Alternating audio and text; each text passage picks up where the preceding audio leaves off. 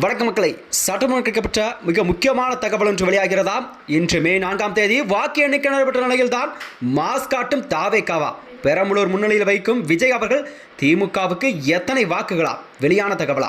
வாங்க வீடியோவை காணலாம்.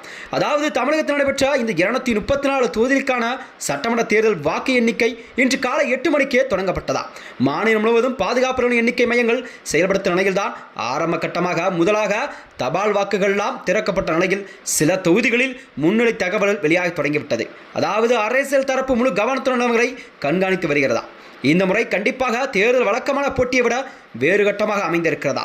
திமுக அதிமுக அணிகளுக்கு இடையான நேரடி போட்டிகளுக்கு கூடுதலாக நடிகர் விஜயின் தமிழக வெற்றி கழகமானது சீமானின் நாம் தமிழர் கட்சியும் வாக்கு வங்கியை விரிவாக்கிறது.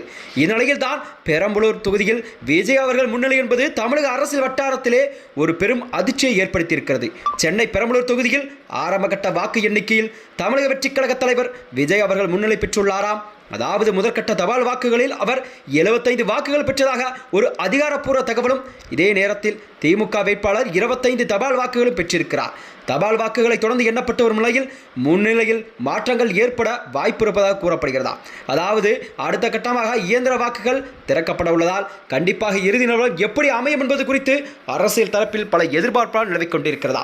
விஜய் அவர்கள் அதாவது அவர் போட்டியிட்ட இந்த பெரம்பலூர் தொகுதியில் முன்னிலை வகித்தது என்பது ஒரு அரசியலில் ஒரு புதிய மாற்றத்தை ஏற்படுத்தக்கூடிய சூழல் தான் உருவாகியிருக்கிறதா. மேலும் தொடர்ந்து முன்னிலை வைக்கும் விஜய் அவர்கள் கண்டிப்பாக கடைசி வரை அதை தக்க வைத்துக் கொள்வார் என்றுதான் மக்களிடம் ஒரு கேள்விக்குறியாக பார்க்கப்பட்டு வருகிறது. மேலும் இது போன்ற வீடியோக்களை தெரிந்து கொள்ள நமது சேனலை மறக்காமல் சப்ஸ்கிரைப் செய்து கொள்ளும். நன்றி, வணக்கம்.